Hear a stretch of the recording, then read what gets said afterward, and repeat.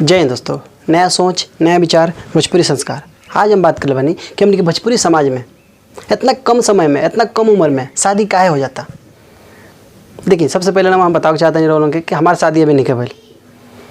क्या कि देखिए, सब लोग का अलग सोच बा, अलग अलग सोच बा, अलग अलग विचार बा, सब लोग का अलग अलग माइंड चलेला। लेकिन हमने के माइंड कैसे चलेला ये हम लोगों से आज बतावे वाला बानी।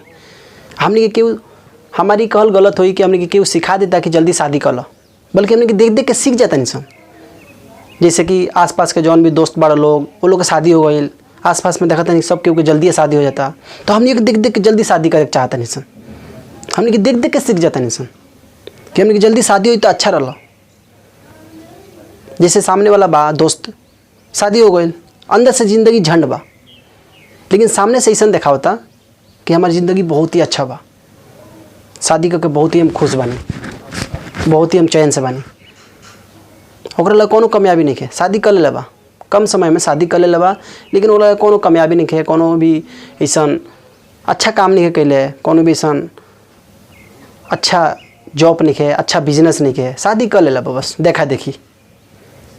जैसे कि दोस्त हो के चाहे आसपास के कोनो भी बंदा हो के फ़ोन से बतिया होता, सेटिंग बा, ओकर लड़की से सेटिंग बा, बतिया होता। अगर वो भी ओकरा साथे जाता नहीं कबो को, तो रउआ भी मन में आई कि हमू बतीती तो ठीक रहा। रउआ भी मन में आई, रउआ कितनों भी रोक ली, अपने आप के कितनों भी समझदार बनी, लेकिन रउआ मन में जरूर आई कि हमू बतीती तो मजा आई। एक बड़ा मजा वाला बतियावे में, ये लड़की से बतियावे नु तो एक बड़ा मजा वाला बतियावे में, तो रउआ भी मन में जरूर आई।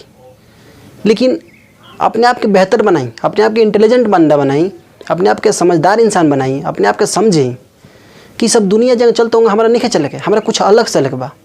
ये दुनिया जगह सिखावता वो नहीं सीखे के, हमारा खुद के पहले कामयाबी का हासिल करे के बा, ओकरा बाद हम शादी करें, उससे पहले ना।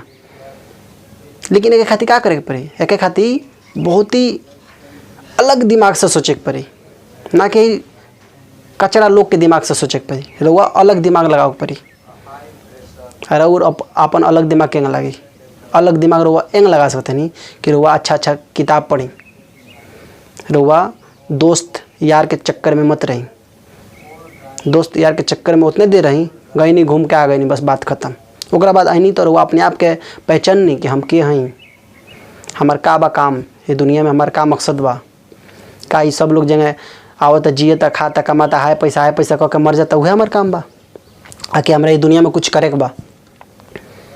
तो जब वो अपने आप से धीरे धीरे पूछे लगे, तो वो अपने आप के पहचाने लगे। और जब वो धीरे धीरे पहचाने लगे अपने आप के, तो सारा दुनिया अपने आप पहचान में आवे लगला। तो सबसे पहले रउआ ये लोग के चक्कर में मत पड़ी। जैसे लोग शादी करते तो हम देखा देखी कहली, अब बहाना का लोग मारेला अपने आप से लोग ये बहाना मारला कि हमारे घर के लोग मानत नहीं है। हमारे घर के लोग कहता शादी कर ही पड़ी तारा, लड़की वाला घर के लोग नहीं है मानत। मतलब अपने आप के इतना धोखा देवला लोग, अपने आप के लोग इतना झूठ बोलेला कि हमारे घर में बहुत ही खाना बनावे के दिक्कत बा, इतना दिन से दिक्कत ना रहा, अब दिक्कत होके लगल। ये सब बहाना है, कहो ये सब एक बहाना। जब देख देख के आदमी कंट्रोल ना हो पावेला कि हम शादी कर लेती तो ठीक रहा, बहुत मजा बा, तब वो अपने आप के कंट्रोल ना कर पावेला।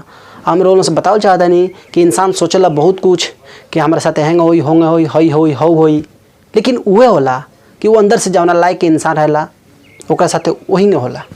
तो इसलिए वो अपना अंदर से अच्छा बनी, बल्कि बाहर से दिखाओ खातिर ना, अंदर से अच्छा बनी, अंदर से सुंदर बनी, अच्छा सोची, अच्छा देखी, अच्छा बोली, रोवा साथे अपने आप अच्छा होके लगी। आज खातिर बस इतना ही, अगला वीडियो में मिल जाए। जय हिंद दोस्तों।